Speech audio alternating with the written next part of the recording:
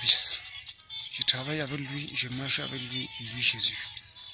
Vous voyez. Bon, il m'amène de rentrer sur l'histoire orientale, et sur l'histoire européenne, et sur l'histoire égyptienne, et même sur l'histoire exode. Je préfère qu'on commence sur l'histoire Exode appelé à sortir de l'Égypte. Bon, on laisse d'abord ça. Je préfère insister plutôt sur l'histoire du roi Hérode. Bon, l'histoire du roi Hérode, c'était un mouvement complètement européen et tout le reste qu'ils avaient les lois. Et qu'Israël fut colonisé, fut contrôlé par eux dans un système même politique où ils imposaient. Ils leur dictaient des choses à faire et ils étaient des compagnons. En ce moment donné, ils étaient des compagnons. Au moment de condamner Jésus, ils étaient obligés de se soumettre à eux. C'est pour cette raison que Jésus ne pouvant pas aller loin, sa route s'est limitée là. Mais on constate que chez l'apôtre Paul, c'était le contraire, parce qu'il fallait qu'on le fasse quitter tantôt Israël, ou tantôt l'une de ces villes, la Macédoine et tout le reste pour voyager, afin que les autres autorités, dont l'autorité romaine, traitaient ensemble pour perdre Israël, puissent voir par comment faire pour décider sur le sort d'apôtre Paul. C'est ainsi que, et tout ça c'est avant même, c'est avant l'histoire du pape, de l'Église catholique, ainsi de suite. Ça c'est apôtre Paul. Et il marchait toujours avec toute la Bible, que ce soit dans l'Ancien Testament, que ce soit dans le Nouveau, où il maîtrisait les Écritures. C'est comme ça que lui, qu'il marchait alors donc. Il marchait, il cheminait, que ce soit à travers des voies maritimes, et ainsi de suite. Et il s'est retrouvé dans plusieurs endroits de l'Asie, ou de la Chine, ou de quelque chose comme ça. Vous voyez. Bon, comme les gens vont dire, comme la réforme, l'Église catholique essaie de faire des réformes, comme ils font toujours les réformes sur la Bible, ainsi de suite. Quand on a trouvé tel morceau là, où Bouddha insiste à pas, l'islam, ainsi de suite, on trouvé. La Bible a vraiment fait le tour du monde, comme avait dit Christ. Bon, pour cette raison, et ainsi que même l'Europe, même. Parce que en ce moment donné, on devait juger les apôtres selon leur propre loi de Moïse, ainsi de suite. Donc tout ça a été mélangé. Donc ça pourrait facilement se retrouver dans tous ces pays. Dans tous ces pays. Bon, ça a tourné et s'est retrouvé tantôt en Asie. Et c'est toujours dans l'Asie qu'on voit l'Inde. L'Inde se retrouve, et ainsi de suite. Et bien plus tard, les Américains, qu'on les avait chassés de la prison, comme traités des délinquants, ainsi de suite, qu'on les avait foulés aux pieds et les chassés, et qui se sont retrouvés en Orient, et qu'ils ont étouffé les Indiens et chassé les Indiens pour y rester. Vous voyez. Donc la Bible était toujours là. Ça, c'est côté oriental. Et côté européen, c'était déjà une certaine tendance, que c'est eux-mêmes qui prenaient chez les enfants de Dieu pour pouvoir savoir comment ajouter à leur tendance européenne pour pouvoir perdre les enfants de Dieu. C'était déjà comme ça. Mais s'il faut comprendre le sens original, ça n'a jamais été une tendance européenne. Ça n'a jamais été une tendance européenne. Bon, maintenant pour évoluer, donc comme je disais, à cette époque, les gens vivant au temps des difficultés, au temps des secousses mondiales, à cette époque-là, se retrouvaient obligés de s'approcher dans le continent africain de cette époque, de préférence l'Égypte, parce que l'Égypte était à cette époque une puissance mondiale, vous voyez. Et tous ceux qui croyaient en Dieu à l'éternel ne pouvaient bouger sans le livre de la loi de l'éternel avec eux. Et à cette époque, ils avaient autant de copies sur eux, vous voyez. C'est comme ça qu'ils pouvaient aussi, par la suite, dès que l'Esprit de Dieu les amène de sortir de l'Égypte, ils sortent aussi avec tout ça, ainsi de suite. Même la naissance de Jésus était claire. Quand l'ange a dit à Joseph et à Marie, ainsi de suite, il faut vous enfuir avec l'enfant et vous rendre en Égypte avec le petit, ainsi de suite. Et comment ils se sont retrouvés en Égypte pour un temps. Ils sont des personnes de prière et de méditation. Ils ne pouvaient que bouger avec toute leur Bible.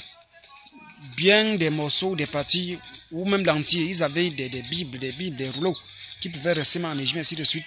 Un scientifique ne peut pas, pour cette raison, se lever et prendre et étudier ou et interpréter et dire que ça a été complètement originaire d'Égypte, vous voyez. L'autre ne tient pas. Donc, il y a un peu beaucoup d'histoires comme ça que le Seigneur m'amène à rentrer dessus pour pouvoir apporter l'éclaircissement. Le fondement même. Le pape a promis, il va faire autre réforme de la Bible, comme ils ont eu à faire des réformes, en ajoutant des autres livres disant qu'ils ont retrouvé que c'était plus tard de gauche à droite, et ainsi de suite. Ils vont le faire en faveur des chrétiens catholiques de la Chine, et ainsi de suite. Ils vont faire des modifications, et ainsi de suite. Tout comme il avait répondu au sujet des abominations de Lévitique 18.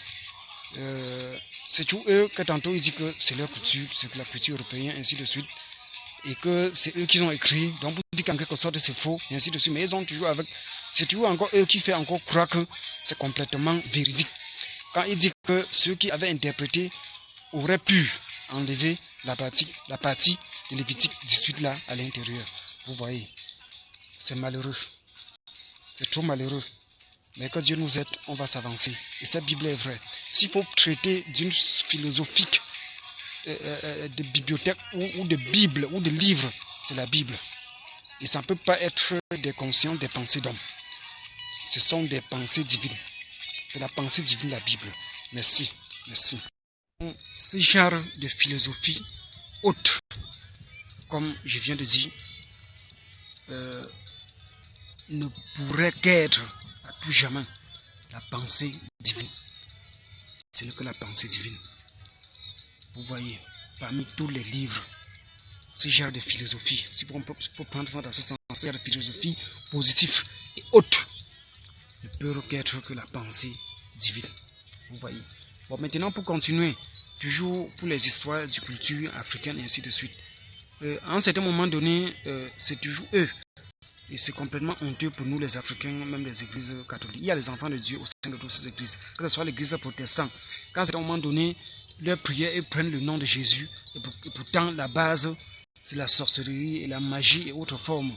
Vous voyez, c'est complètement honteux et sale pour ces églises protestantes. En fait, de toute façon, pour ceux qui pourront mener les recherches, à l'an 1001, quelque chose comme ça, l'église protestante avait subi certains des histoires et même certains des supplices qu'on les avait surpris en train de faire les pratiques dont la Bible parle de malheur, de ses enfants au malheur, et ainsi de suite. Donc, cette pratique de sorcellerie, moi j'avais retrouvé ça comme ça dans un livre quand je faisais mes recherches, et ainsi de suite.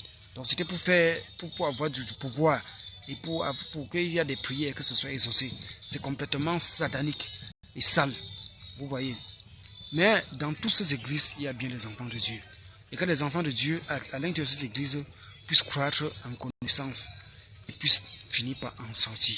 C'est très important. Même tous ceux qui enseignent et tout ça, il y a toujours un moyen possible pour eux d'en sortir de là.